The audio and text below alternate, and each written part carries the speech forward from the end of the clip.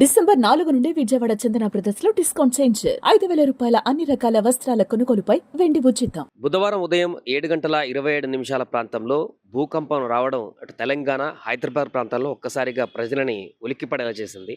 సుమారుగా 5.3 Richter scale మీద 5.3గా నమోదైంది ఈ భూకంపం యొక్క తీవ్రత. గత 20 ఏళ్లలో ఇంత భారీగా భూకంపం నమోదవ్వడం కూడా ఇదే మొదటిసారి అంటూ కూడా చెప్తున్నారు. సో ఈ భూకంప కేంద్రం ములుగు దగ్గరలోని మేడారం ప్రాంతం వద్ద భూకంప కేంద్రాన్ని గుర్తించారు. అక్కడ భూకంప కేంద్రాన్ని గుర్తిస్తే ఆ కేంద్రం నుంచి సుమారుగా 225 కిలోమీటర్ల డిస్టెన్స్ వరకు కూడా దీని ప్రకంపనలు అనేటివి కొనసాగడం జరిగింది. ముఖ్యంగా హైదరాబాద్లోని అబ్దుల్లాపూర్ మెట్ కానీ, బంజారా హిల్స్ దగ్గర కొన్ని ప్రాంతాలలో కానీ, మిగతా ప్రాంతాలలో భూమి కొన్ని సెకండ్ల పాటు కంపించడం జరిగింది. అలాగే Yadadri Choutuppal municipal municipal area ప్రాంతంలో కూడా కనీసం 30 నిమిషాల పాటు ఈ కంపాలన్నీ కూడా ప్రకంపనలన్నీ కూడా కనిపించడం జరిగింది. అటు భద్రాద్రి కొత్తగూడెం జిల్లాలో కూడా ఈ భూకంపం ఎఫెక్ట్ అనేది కనిపించింది. అక్కడ కూడా కొన్ని ఏరియాలలో అక్కడ బయటకు వచ్చినటువంటి సీసీ కెమెరాలు కానీ, అక్కడ ఉన్నటువంటి విజువల్స్లో కానీ చూస్తే ఇంట్లలో వస్తువులు కదిలేటువంటి విజువల్స్, అదేవిధంగా సీసీ కెమెరా కదలాడేటువంటి విజువల్స్, అదేవిధంగా రోడ్డు మీద వాహనాలకు ఖచ్చితంగా భూకంపం తీవ్రత ఏ రకంగా ఉన్నట్టే దానికి అద్దం పట్టేటువంటి విధంగా విజువల్స్ చూస్తే అర్థమవుతుంది. దీంతో చాలామంది ఇళ్లలో నుంచి బయటకు పరుగులు తీసినటువంటి పరిస్థితి నెలకొంది.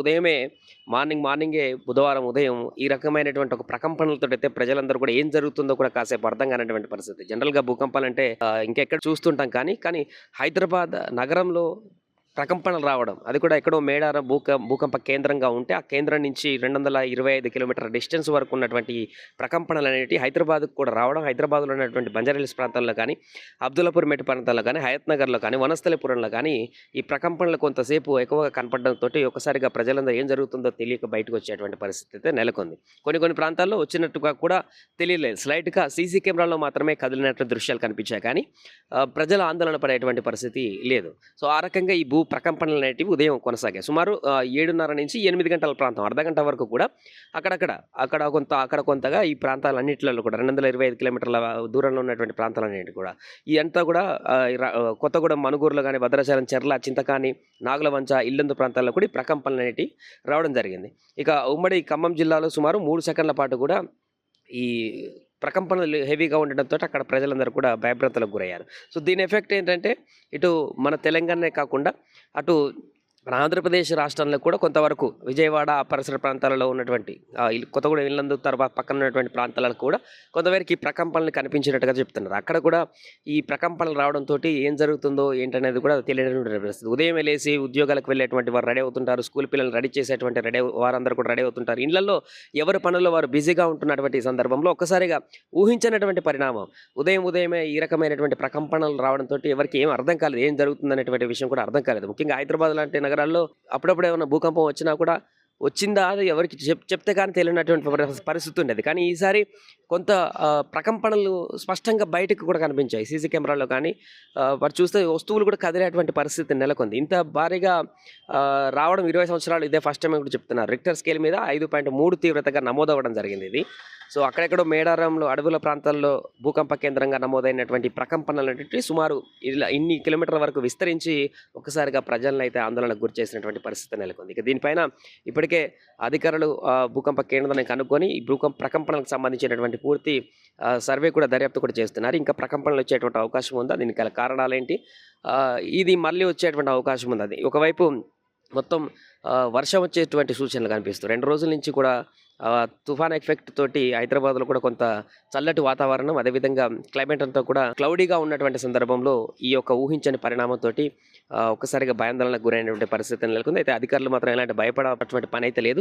ప్రకంపనలు చిన్నగానే వచ్చాయి, దాంతో ఎలాంటి ఇబ్బంది లేదు, ఇంకా వచ్చేటువంటి అవకాశం ఉండకపోవచ్చు అనేటువంటి ఒక ఆశాభావాన్ని అయితే వ్యక్తం చేస్తున్నారు. ఏదేమైనా కూడా ఊహించని పరిణామంతో అయితే ఉదయమే ఆఫీసులకు వెళ్ళేటువంటి ఉద్యోగులు కానీ, స్కూళ్ళకు వెళ్ళేటువంటి స్కూల్ పిల్లలు రెడీ చేసేటువంటి తల్లిదండ్రులు కానీ, ఇళ్లలో పనులు చేసుకునేటువంటి వారందరూ కూడా ఒకసారిగా భయాందోళనకు గురయ్యారు. కొంతమంది ఇళ్లలో బయటకు వచ్చి కాలనీల వద్దకు వచ్చి కొంత భయాందోళనకు గురైనటువంటి పరిస్థితి మనకు కనిపించింది. కానీ ఎలాంటి నష్టం జరగలేదు, ఎలాంటి ఇబ్బంది జరగలేదు, ఎవరికి ఏం కాలేదు కాబట్టి అది కొంత ఆశాజనకమైనటువంటి అంశంగా చెప్పొచ్చు.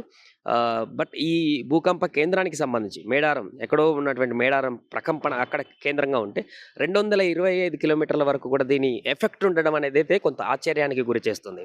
సో జనరల్గా సముద్రాల్లో భూకంప కేంద్రాలు వస్తుంటే మనకు తీర ప్రాంతాలలో దీని ఎఫెక్ట్ ఎక్కువగా చూస్తుంటాం. అలాంటిది సెంటర్ పాయింట్గా తెలంగాణకు ఉన్నటువంటి అడవుల్లో మేడారం వద్ద ఉమ్మడి వరంగల్లో మేడారం వద్ద కూడా ఏర్పడినాయి. అక్కడి నుంచి ఈ స్ప్రెడ్ అవుతూ కొన్ని ప్రాంతాల వద్ద కదలికలు ఎక్కువ కనపడ్డాయి. ఇటు హన్మకొండ, హంటర్ రోడ్డు ఈ ప్రాంతాల్లో కూడా, ములుగు ప్రాంతాలలో కూడా ఇక్కడ కూడా ఎక్కువ ప్రకంపనలు కనిపించడం జరిగింది. దీంతో ప్రజలు కొంత భయాందోళనకు గురయ్యారు. బట్ స్టిల్ ఇప్పుడైతే అంత సద్దుమణిగింది, ఎలాంటి ప్రకంపనలు ప్రశాంతంగా ఉంది, ఎవరికి ఎలాంటి ఇబ్బందులు లేకుండా ఈ యొక్క భూకంపం అనేది భారీ ఎత్తున రాకుండా 5.3 రిక్టర్ స్కేల్ మీద అంత తీవ్రత ఉన్నప్పటికీ కూడా ఎలాంటి ఇబ్బంది లేకుండా, అంటే చాలా దూరంలో భూకంప కేంద్రం ఏర్పడింది కాబట్టి, అడవి ప్రాంతంలో భూకంప కేంద్రం ఏర్పడింది కాబట్టి ఆ నియర్లో ఎక్కువగా వచ్చినటువంటి అవకాశం ఉంటుంది. దూరం వెళ్ళిన కొద్దీ ఆ ప్రకంపనలు అనేది కొంతమేరకు తగ్గుతున్నాయి కాబట్టి, సో భారీగా బిల్డింగ్లు ఉన్నటువంటి ప్రాంతాల్లో, జనసాంద్రత ఎక్కువగా ఉన్నటువంటి ప్రాంతాలలో అయితే భారీగా ఇబ్బంది కలిగించేటువంటి పరిస్థితి నెలకొనలేదు. దీంతో అంతా ఊపిరి పీల్చుకున్నారు.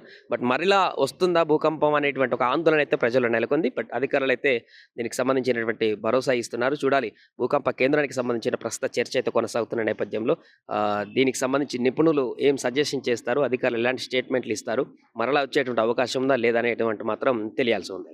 సుమన్ టీవీలో మీ పర్సనల్ అండ్ బిజినెస్ ప్రమోషన్స్ కోసం కింది నెంబర్కి కాంటాక్ట్ చేయండి.